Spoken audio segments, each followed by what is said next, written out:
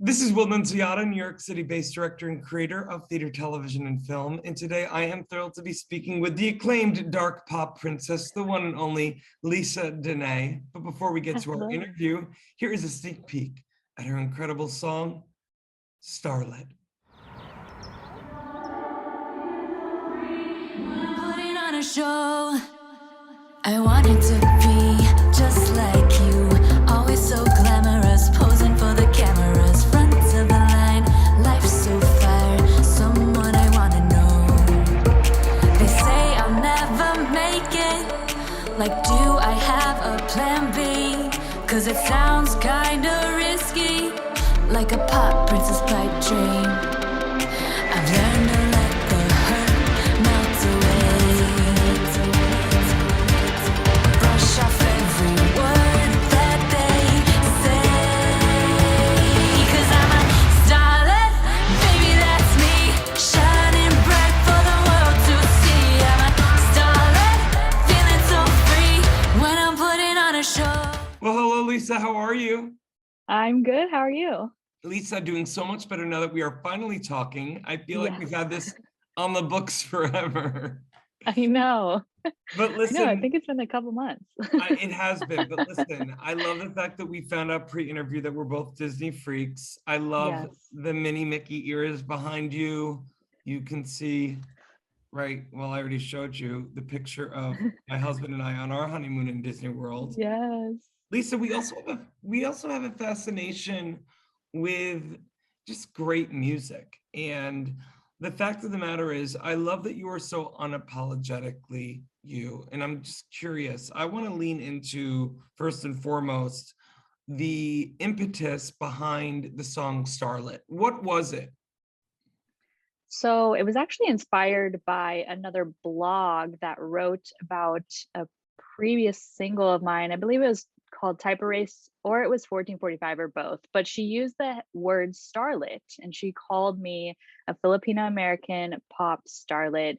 And that was something I hadn't really heard in a very long time. Like starlet isn't normally used nowadays. So I wrote this one with a frequent co-writer of mine. Her name is a girl named Jane, and she was the one that was like, Lisa, we have to use this in a song, Starlet. So the backstory behind it was more of me reflecting on the pop icons that I looked up to growing up. So like Christina Aguilera, Britney Spears, Mariah Carey, and so many more.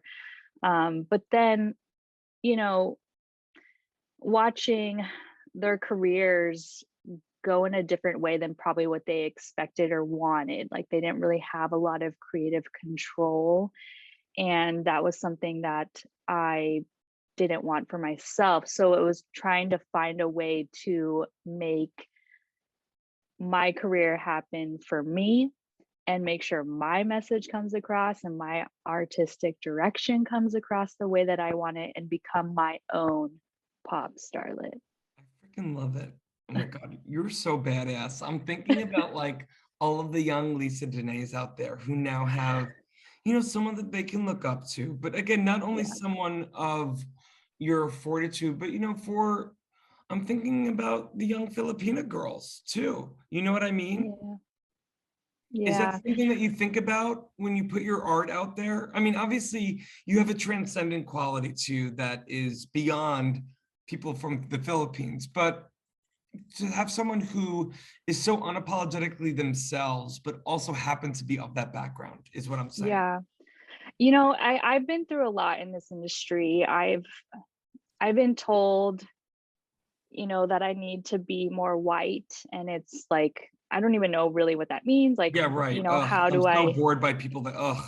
yeah, so I don't I don't know what that means and like how to sound more white. So um and it took me a very long time to really want to embrace my heritage because I did grow up in a very white community in Southern California, and I feel like I just was like adapting to everyone else, Right. around me. So it really actually wasn't until I left that area and just saw the world where I was like, okay, like I want to I mean, I've always loved my culture like growing up, but I really want to embrace it and just stand proud, because I didn't really grow up with a lot of Filipinos, in the music industry.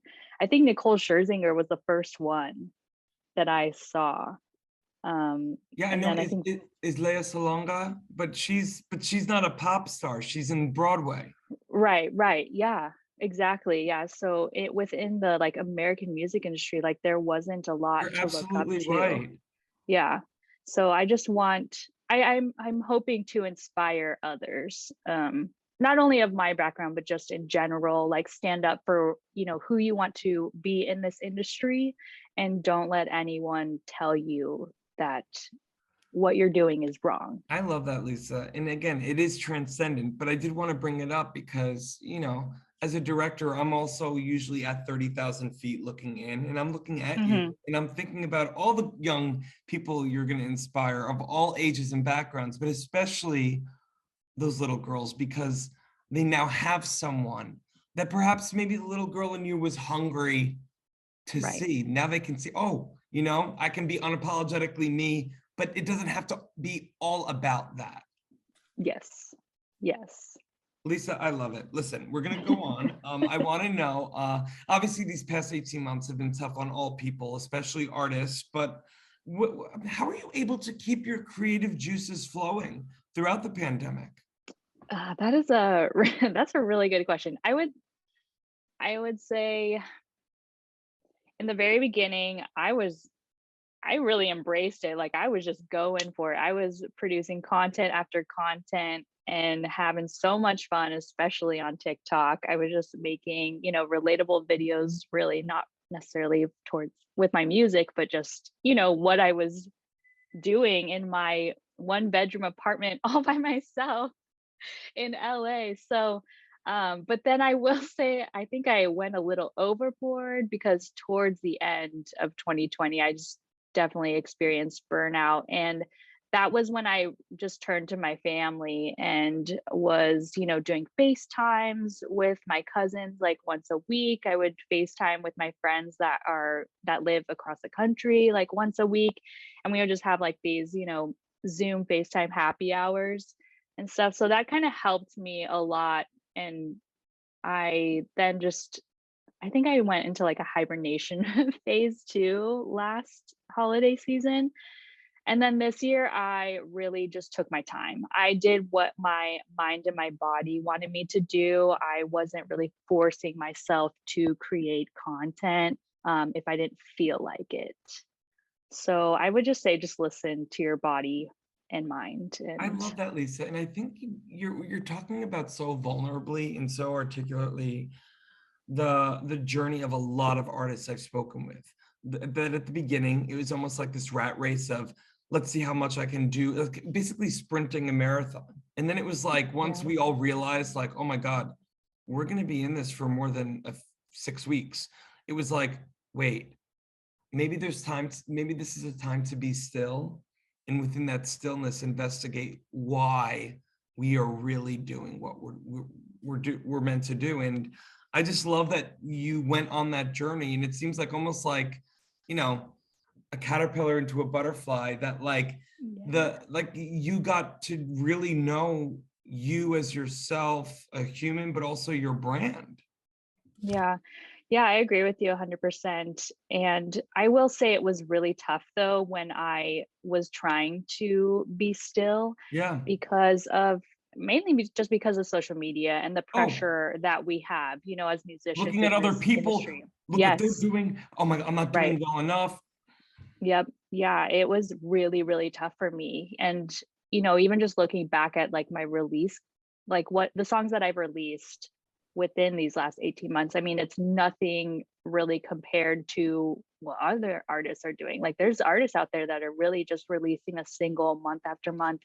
And my mental stability, like I just couldn't do it. Like I just couldn't put myself in that place where I felt like I was producing great quality records, where I could keep up with that kind of month to month cycle. Well, look at Lisa. So Before I go to my final question, I want to let the audience know, for more on the amazing Lisa Danae, you could read more about her right below. this video. I love how vulnerable you've been, Lisa. I think it's a testament to the work you've done on yourself as both an artist and as an overall human. I think that, for all of the young viewers out there, we have many of them who watch these interviews. I think that you're a true testament to someone that was in the trenches for a while, in the rat race, looking at other people, seeing how do I compete, but then realizing at the end of the day that staying in your own lane and doing things on your terms with quality, not quantity, but doing things with quality in the long run is going to give you the career that's sustainable. And so I guess my final question for you, Lisa, is to those young Lisa Danaes out there.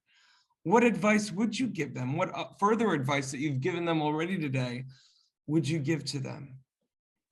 Something I always say is live in the light.